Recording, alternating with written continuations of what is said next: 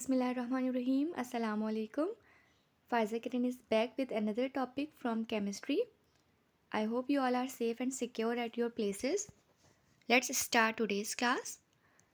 After this video, you will be able to understand why do atom reacts. Atoms आपस में react क्यों करते हैं? To state octet and duplet rule. To describe the ways in which bonds may be formed. आपको वो तमाम तरीके पता चलेंगे जिसके ज़रिए एटम्स आपस में बॉन्डिंग करते हैं.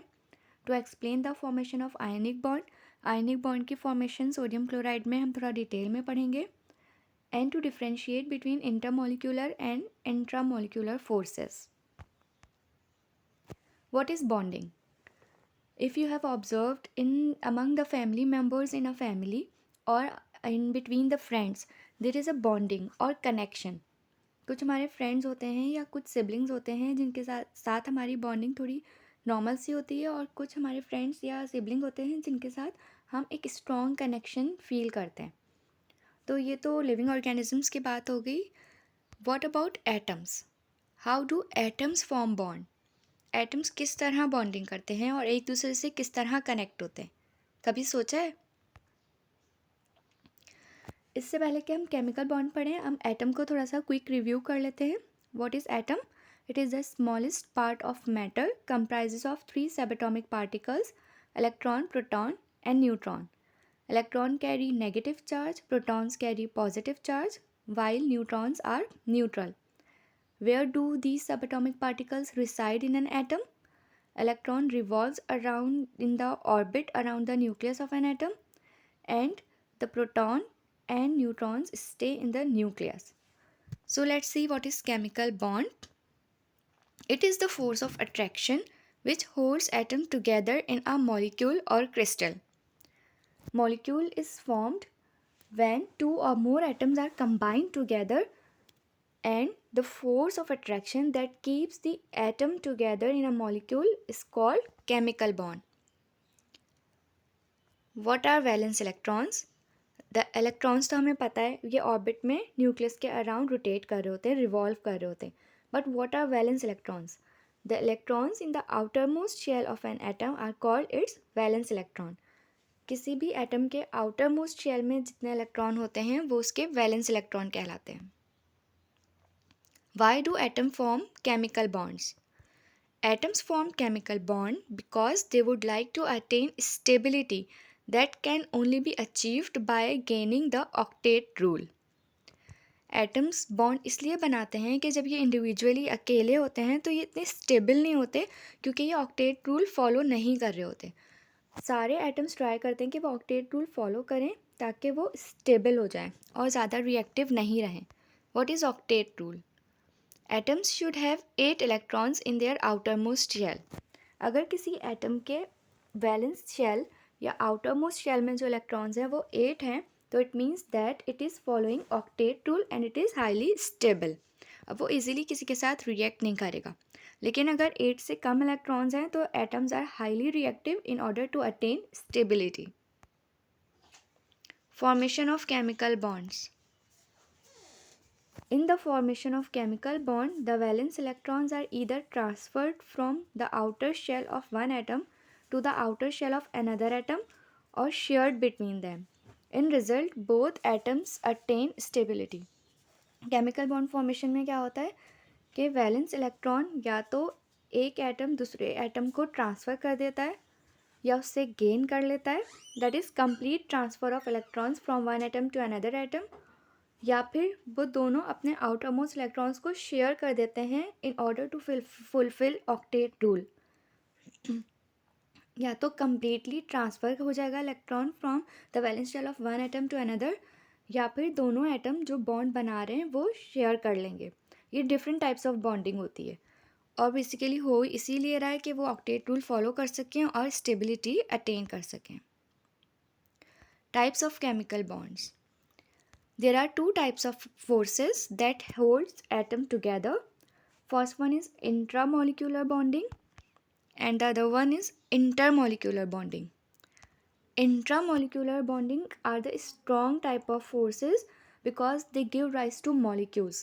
जब different atoms आपस में combine होते हैं either by the transfer of electron or by the sharing of electron, तो वो इंट्रा मोलिकुलर फोर्सेस बनाते हैं जिसके नतीजे में मॉलिक्यूल्स या कंपाउंड्स बनते हैं। 3 टाइप्स ऑफ बॉन्डिंग है और ये स्ट्रॉन्ग बॉन्डिंग्स होती हैं, ionic bonding, covalent bonding and coordinate covalent bonding. अगर हम बात करें इंटरमोलिकुलर बॉन्डिंग की, तो these are the forces which are present within an atom और विदिन अ मॉलिक्यूल, और ये कंपैरेटिवली वीकर फोर्सेस होती हैं। Examples include London forces, dipole dipole forces और interaction and hydrogen bonding. Now let's see ionic bond. The attraction that binds oppositely charged ions together is termed as electrovalent bond or ionic bond. Electrovalent bond is another example of, is another name of ionic bond. और इसमें होता क्या है कि positively charge ions एक दूसरे के साथ कंबाइन हो जाते हैं और इस अट्रैक्शन को बोलते हैं इलेक्ट्रोस्टैटिक अट्रैक्शन। डिटेल में देखते हैं सोडियम क्लोराइड फॉर्मेशन होती कैसे है। अगर हम इलेक्ट्रॉनिक कॉन्फ़िगरेशन करें और एटॉमिक स्ट्रक्चर ड्रॉ करें सोडियम का, सोडियम हैज़ 11 इलेक्ट्रॉन्स, तो के शेल में 2 इलेक्ट्रॉन्स आए, एल शेल में 8 और एम शेल में 1 इलेक्ट्रॉन आया। तो वैलेंस इलेक्ट्रॉन इसका क्या हो गया 1 और इसकी इलेक्ट्रॉनिक कॉन्फ़िगरेशन हो गई 2 8 1। क्लोरीन हैज़ 17 इलेक्ट्रॉन्स, तो इसकी इलेक्ट्रॉनिक कॉन्फ़िगरेशन विल बी 2 8 7। अब आप देख सकते हैं क्लोरीन के आउटर मोस्ट शेल में 7 इलेक्ट्रॉन्स हैं और सोडियम के आउटर मोस्ट शेल में 1 इलेक्ट्रॉन है। तो ये लोग ऑक्टेट रूल कैसे फॉलो कर सकते हैं दोनों एटम्स।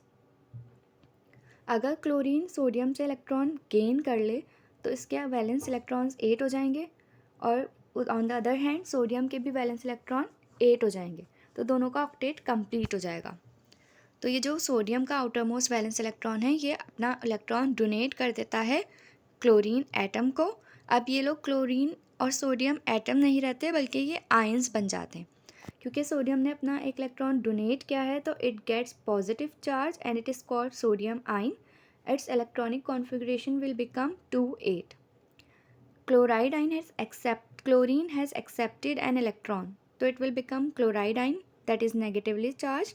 जब कोई एटम इलेक्ट्रॉन गेन करता है तो उसके ऊपर नेगेटिव चार्ज आ जाता है और क्लोरीन की इलेक्ट्रॉनिक कॉन्फ़िगरेशन क्या हो गई 2 8 8। अब आप देख सकते हैं इन दोनों में सोडियम आयन और क्लोरीन आयन दोनों की जो ऑक्टेट है वो कंप्लीट हो चुका है, क्योंकि दोनों के वैलेंस शेल में इलेक्ट्रॉन कितने हो गए 8 हो गए। अब being positively and negatively charged, sodium ion and chloride ion attract each other and they form sodium chloride, that is common salt we use in our daily life in our kitchen. In this combination, an atom of sodium transfers one valence electron and become positive sodium ion, and an atom of chlorine gains that electron to complete its octet and become chloride negative ion. Characteristics of ionic compound. सिर्फ sodium chloride में ionic bonding नहीं होती. Do remember that when a metal and a non-metal are combined together, the ionic bonding is formed. किसी भी ऐसे molecule में या compound में जिसमें जो बॉन्डिंग है वो बिटवीन मेटल और नॉन मेटल हो, उन सब के दरमियान आयनिक बॉन्डिंग होगी, like magnesium chloride, calcium chloride, calcium fluoride, sodium iodide. अगर एक उसका कंपोनेंट मेटल है दूसरा नॉन मेटल है तो मेटल अपना इलेक्ट्रॉन डोनेट करेगा और जो नॉन मेटल होगा वो इलेक्ट्रॉन गेन करेगा, दोनों पॉजिटिव नेगेटिव चार्ज हो जाएंगे और फिर वो आयनिक बॉन्ड फॉर्म करेंगे. Let's have a look at characteristics of ionic compounds. Ionic compounds are solid at room temperature. Room temperature पे इनका जो फिजिकल स्टेट होता है वो हमेशा सॉलिड होता है. They have high melting and boiling points. Obviously, solids have high melting and boiling points. They do not conduct electricity, but melted and solution of ionic compounds conduct electricity. All the ionic compounds, they cannot conduct electricity in solid state. अगर हम salt लें sodium chloride तो solid state में वो electricity को conduct नहीं कर सकेगा until unless we have to melt it or make its solution. अगर हम उसको मेल्ट कर दें उसको सॉल्यूशन बना दें तो वो पोलर हो जाएगा, आयनाइज हो जाएगा और फिर वो इलेक्ट्रिसिटी कंडक्ट कर पाएगा. They are soluble in polar solvents but insoluble in non polar solvents. Like dissolve like का रूल है यहाँ पे. Being polar In nature, all the ionic compounds are soluble in polar solvents and insoluble in non-polar solvents. That's it. I hope you have understood the characteristics of ionic compounds, formation of ionic bond, and why do atoms form bond. Stay tuned for the next video. Till then, take care. Allah Hafiz.